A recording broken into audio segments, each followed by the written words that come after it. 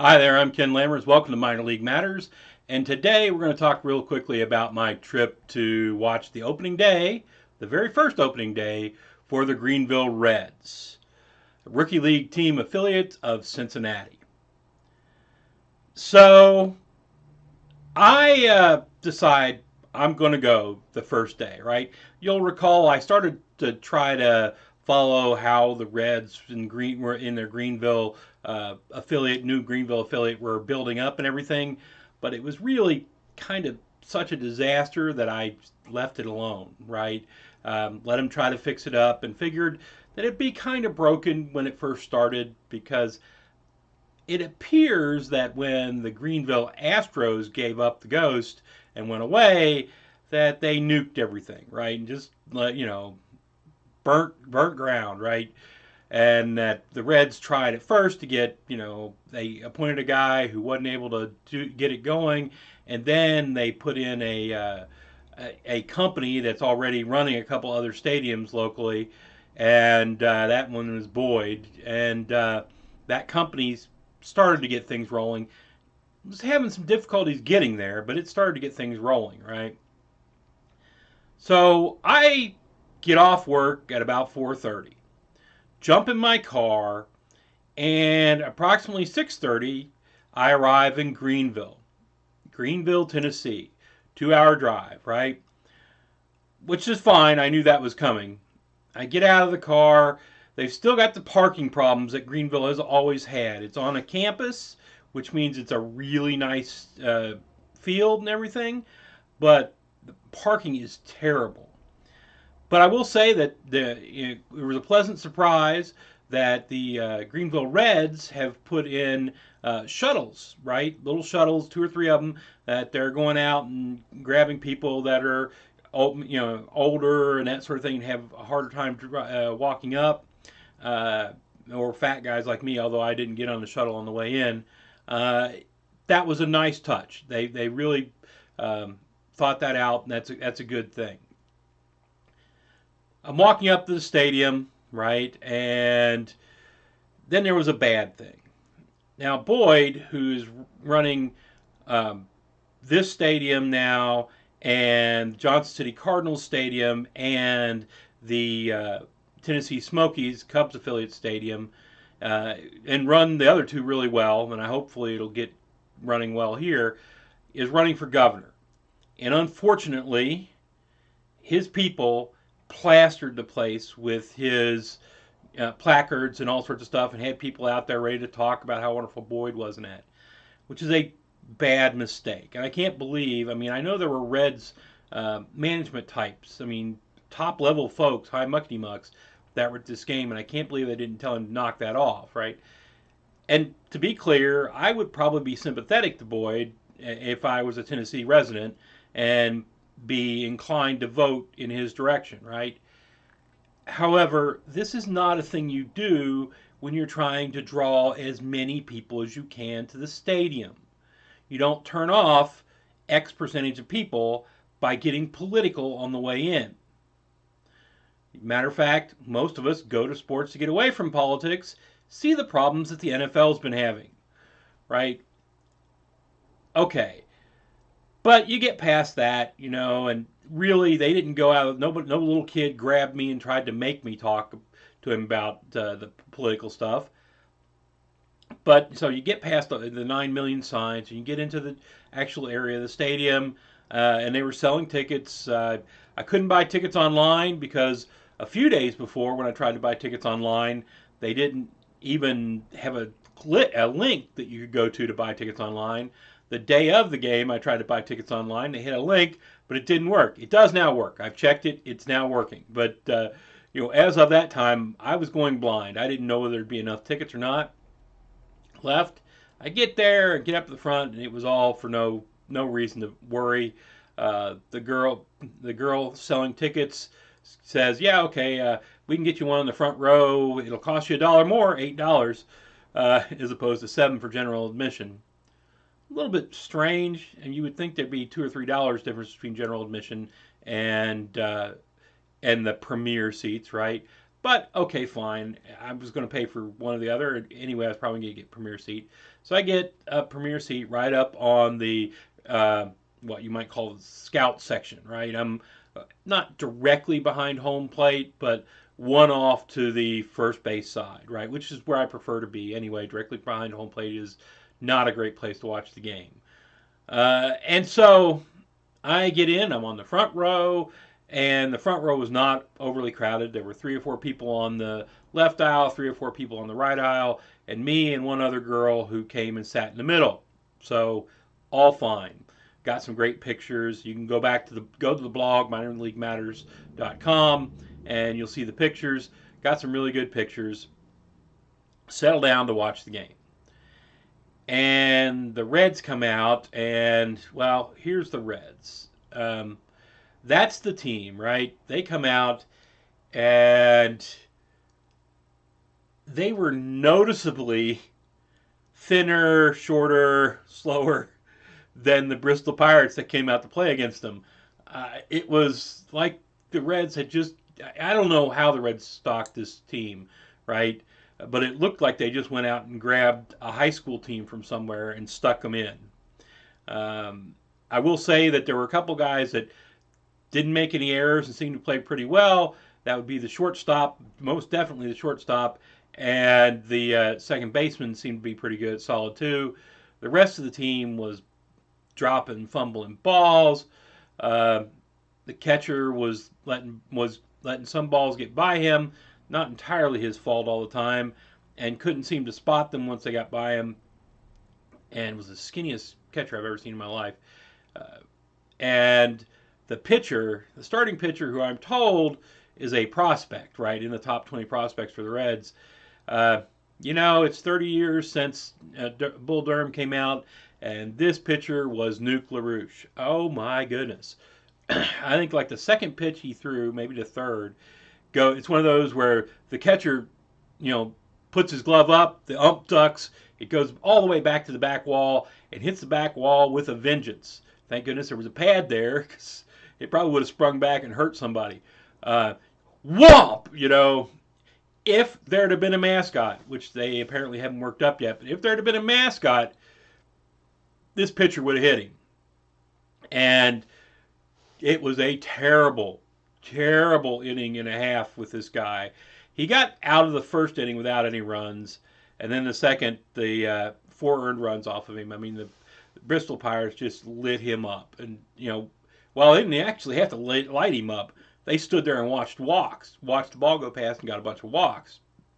And then the guy who came in to replace him almost instantly got a passed ball, and the catcher couldn't find the ball, and then it was a 2 more runs. He'd already let 2 in, 2 more runs.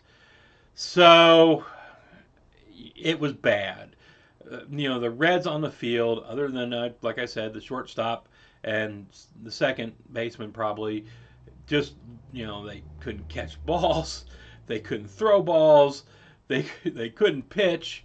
The catcher couldn't find the balls. Now, let's be fair here. It's not like the rookie league does 2 months of preseason or anything like that. Their preseason is a week before, and then they go in, right? So you expect bad play at the beginning. But I was watching the Bristol Pirates play and then watching the Greeneville Reds, and the Bristol Pirates were clearly a step above, right? Their first pitcher did pretty doggone good. Now, when we got into relief pitchers and that, yeah, there were a whole bunch of pass balls on both sides. Still not as many on the Pirate side, but they had that sort of thing going on. I expect the pitching will improve as the season goes on, as the pitchers get more into the rhythm and all that. But it was not a good night. Ended up being a 10-2 win by the Pirates, who just kept stomping the Reds inning after inning. Now, here you can see there's a Reds at bat, and that's the initial pitcher up there. I think that's actually the one where he threw it over the catcher's head. So there's what they're doing. I do want to say something again though. The uniform looks pretty silly. Now there's all sorts of creative things you can do with Greeneville Reds, right? You could have the G be green on the uniform. You could have, you know, wear like the St. Patrick's Day uniforms that the Reds wear, or you could wear the camo uniform. I think this year for the Reds is actually solid kind of green color. You could do that sort of thing, but really, you should be going with the G on the uniform instead of Mr. Redlegs with a coonskin hat. Um, they seem really, really sold on trying to make this mascot work. And I'll have to see if they actually get a mascot, which most minor league teams in the rookie leagues do. Although I don't recall uh, Johnson City having one. So maybe the Greeneville Reds won't, since they're run by the same company. If they actually get a mascot, it'll it'll have this, and I'll have to see what this Mr. Redlegs with a coonskin cap actually looks like. So, having said all that, generally, there's no doubt. I mean, there are places where the fan experience might be better. Pulaski Yankees, maybe Burlington Royals, you know, in the rookie league. But as far as pure up the field at Tusculum College, which is where the Greeneville Reds play, is the best field in the rookie league. Period. Right? I'm surprised that there wasn't some sort of huge bidding war to get a hold of this when the Astros left. But it's the best field. Now the stadium itself, I think seats a couple 3,000. The seats are pretty decent. The concourse is dark and dingy. Hopefully they'll fix that. I heard some people who were obviously from the company talking about putting a bar in at one end. They may do that. I think they've done that at Johnson City. That doesn't really affect whether or not I come to a game, or whether or not a lot of people around here, who a good portion of whom have religious objections to alcohol, come to a game. But, you know, it might bring more people in, particularly in a college area. We'll see. Uh, Speaking of the guys who were there from the company, uh, the company could have done a better job with them, right? The people who were actually working were smart, likable, helpful. I shouldn't say smart, but likable and helpful, right? The lady running the souvenir stand was good. The people running the concession stands were fine, although it has been changed. You know, when the Astros had it, obviously they were being run by church groups, and clearly now that the Reds have got it, the management now is taking that over, and the church groups aren't doing that anymore. They had more kind of stuff in the concourse than was there before. Little kind of, uh, you know, here's sausages and here's this and here's that. You know, little kiosks. I don't know how long that'll last. I don't know if that's practical. I don't. They didn't have a big enough crowd to support that. And this was opening day of, you know, a brand new team, and they didn't have enough crowd to support that. So I don't know if that's going to stay around. Uh, Outside of all that, you would have thought maybe they'd intersperse the crowd with some ringers to help with all the stuff, you know, clap and yell and holler. Well, they didn't. They had a bunch of extra employees there who all went off to the first base side and the far end, and the ones from Johnson City were yelling at the Reds players and making fun of them. Not cool. As a matter of fact, incredibly annoying. I get it. You're Johnson City Cardinals folks, right? And as Cardinals fans, you're not fans of the Reds. Well, I'm not fans of the Cardinals either, but when I go to Johnson City, I don't scream at the Cardinals players, right? It was not cool. And that was a, you know, tick against them. Then the guy, you know, of course, these guys were wearing Johnson City stuff, Cardinals stuff, to a Reds game, right? Great, wonderful. Fine, if you're just a regular fan, you do that, fly in your colors. If you're an employee of the company, you do that, obnoxious. And you're yelling at the Reds players, even more obnoxious.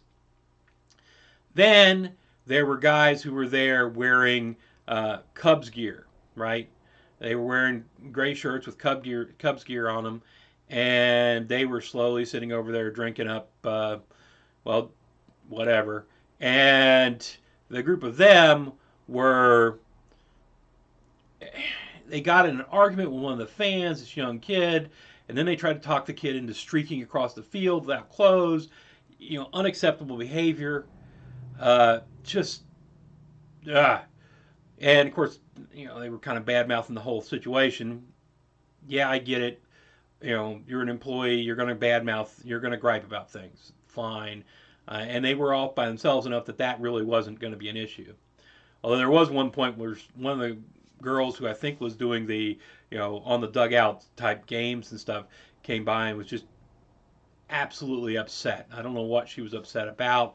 I think it was that the fans weren't cheering all that much and things weren't, she wasn't getting all the feedback she'd want. They were doing games on the field, right? Um, which went out over okay, right? But they're really a lot of these games in a bigger place, nicer place. You kind of got to have your big screen out in the outfield so people can watch, or you got to lead them a little bit or something. But and she was doing the women who were trying to lead these games and lead the stuff on the dugouts were doing were trying very very hard and putting a lot more enthusiasm in it than we ever saw when the Astros had it. Right, the Astros, the people that were working for the Astros seemed to view the fact that there were fans and they had to run these games as an annoyance that was taking time out of their whatever, right? You know, uh, they tried really hard on these games, and some of it really worked a little bit, some of it didn't. It's something that you got to keep going at because if you keep going at it, you build people up to expect it, and it should be make for a lot more fun, and as people expect it and get into gear with it, right? But you got to keep at it. And the first day, it really didn't go as well as they would have liked, I know. But keep at it. I think it's a good thing. Part of the problem, of course, is that Greeneville off the field is lit really well, right? Again, best field in the Appalachian League, period. Field's lit really well. The rest of the stadium is not. It's really lit poorly. So while they're trying to do things on a dugout, you can't see them because the top of the dugout is black, right? And it's 8 o'clock at night or 9 o'clock at night. You can't see what's going on. Like I said, you can't see things in the concourse. You can't see things in the stands, which is fine if you're just watching a game. But if you're trying to do all this stuff on the outside, that's tough on them, right? I wouldn't be surprised if Boyd went in and actually made the concourse area brighter and found some way to kind of light up the stands so they can do this other stuff. But if Boyd does like it's done with Johnson City, I expect this will be a slow change. They won't just come in, spend $2 million to fix up the stadium, and then boom, it's great. It'll probably be a slow fix. Heck, even the guy in Pulaski who's put a lot of money into that stadium has had to do it over years, right? He hasn't just thrown in, I'll just liquidate all my assets and make the stadium awesome. No, he's put a lot of money into it, but he's taken time doing it, right? Doing it right. And I hope that Boyd will do the same here. So those are kind of the gripes. I've gone over some of the gripes I had, but to be clear here, I'm not saying I won't ever go back. Now, having gone there, doing a 2 hour drive there and a 2 hour drive back afterwards, and watching a 4 hour long game because the pitching was just so bad that mostly the batters were standing there watching it go by so that the game got extended. It just did. If there weren't walks going on, there were lots of Pirates getting on base, and it just became an extended game. And of course, they did a bunch of stuff before the game too. They announced the Reds, right? And they announced the Pirates, and they announced the Reds, and they both come out and stand on the foul lines, which was unusual because you don't see that a lot in rookie league ball. Usually in rookie league ball, they announce the visiting team, then they announce the home team, and the home team runs out with some little league player next to them, right? They didn't do that, but they had both of them line up on the foul lines. The Reds were lined up on the first base foul line, and introduced them all. Then they introduced the manager, and so we all stand up after that, expecting the national anthem. Well, then they go, oh, before the national anthem, they let us stand there for like 2 minutes. Oh, before the national anthem, let's announce this. They announce the Little League team that's there. They just have the Little League team come out and stand out there and they announce them, right? Not as good as them running out to the base with the player, but still kind of cool. And then we sit there for another minute, minute and a half, and oh, now we're going to announce the management team and everything. I mean, they had all the high muckety mucks there from Cincinnati, and the only person missing was probably the guy who runs Red Leg Nation, who for some reason didn't come to the first game. I understand he's going to the second. We'll see how well he thinks about the game, but they had everybody there, and finally, after they've announced everybody, they finally do the national anthem. They had some couple guys singing it. I think it was a local band or some such. Did an okay job, and we went on to watch the game. The crowd, they didn't announce how big the crowd was, and so I don't know how many were there. Spitballing, maybe 1,000, maybe at the outside 1,500. Not thinking that it got that high, but there were a lot of empty spaces in the stands, right? I mean, even in the premier seats, there were empty spaces. It was a Tuesday night. Tuesday nights are always going to be slow, right? But opening night, you would have kind of hoped that more would have shown up, and I'm sure they were hoping that more would have shown up. But on the other hand, they could treat this kind of as a soft opening, fix some things, right? And the next time they have a weekend game, see how they go, how things go then. They're not playing this weekend. I think next week they're at home, and I might make the trip again because I'd like to see what kind of crowd they draw when it's a weekend game. And to be honest with you, from home, it's only an hour plus a little bit to get to Greeneville. From work, it's 2 plus. So a home trip to Greeneville won't be as hard.